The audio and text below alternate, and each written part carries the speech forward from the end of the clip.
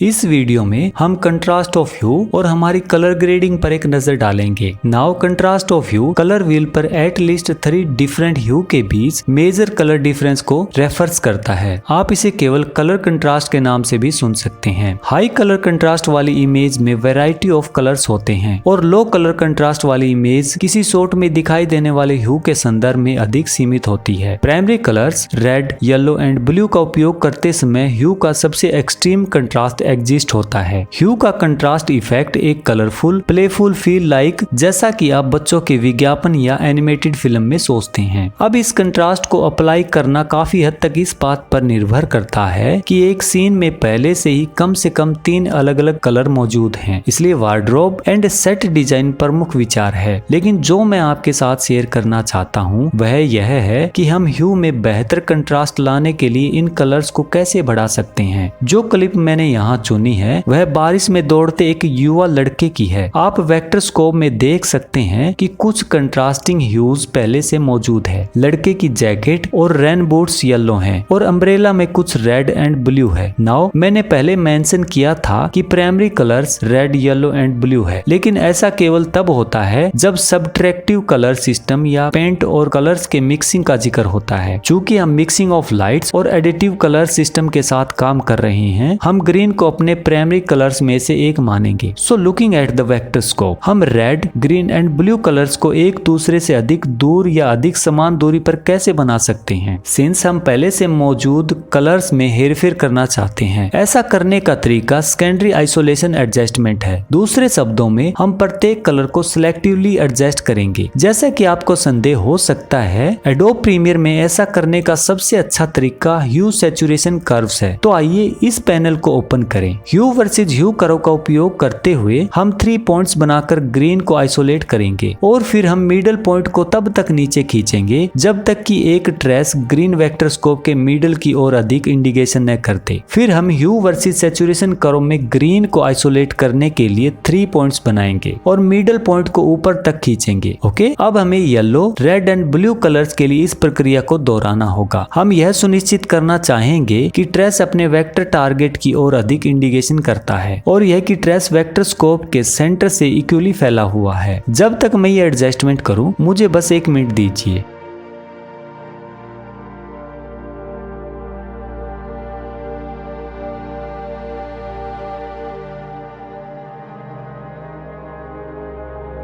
Okay, looking good. इन calculation किसी भी समय हम अपनी कलर ग्रेडिंग में रंगों के बीच की दूरी बढ़ा सकते हैं। हम कंट्रास्ट ऑफ ह्यू के साथ अधिक इंटरेस्ट एंड इंटेंसिटी ऐड कर सकते हैं। तो अब हमने सभी प्रकार के कंट्रास्ट को कवर कर लिया है। नेक्स्ट स्टेप, हम कलर थ्योरी में गहराई से उतरेंगे। एनालाइज करेंगे कि ऑडियंस कुछ कलर्स पर कैसे रिस्पॉन्ड करते हैं और हमारे शॉट या सीन में किस प्रकार के रंग सबसे अधिक आकर्षक लगते हैं। अगर आपको मेरा यह ट्यूटोरियल अच्छा लगा तो जो स्क्रीन पर दिखाई दे रहा है इस ट्यूटोरियल को देखना ना भूलें। तो ठीक है दोस्तों, मिलते हैं नेक्स्ट ट्यूटोरियल में नए टॉपिक के साथ। तब तक के लिए happy learning, happy Premiere pro.